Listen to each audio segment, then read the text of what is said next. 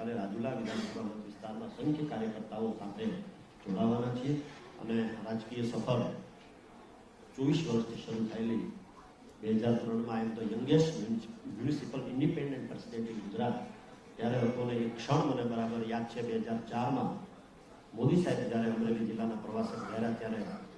આખા ગુજરાતમાં સૌથી નાની વયે કોઈ નગરપાલિકાનો પ્રમુખ હોય અને ત્યારે મોદી સાહેબનું સન્માન કર્યું યાદ છે. જે વિચારધારાથી આગળ વધી રહ્યા છે સર્વજન હિતાય સર્વજન સુખાય એ મુદ્દાને ધ્યાને લઈને કામ કરવું છે. ભૂતકાળની અંદર જે પાર્ટીમાં હતો કે આજે જે પાર્ટીમાં છું તે કોઈ કાર્યકર્તાઓ સાથે કોઈ બાબત ક્યારેય મતભેદ થયા નથી અને કદાચ એવા કોઈ મતભેદ ક્યાંય હોય તો સંવાદથી બધા જ મતભેદોને દૂર કરી શકાય છે.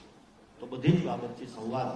કરી અને કરીશું, કારણ કે કોઈ પણ રાજકીય પાર્ટીઓનું ધ્યેય જે છે જનતા જનાર્દનનું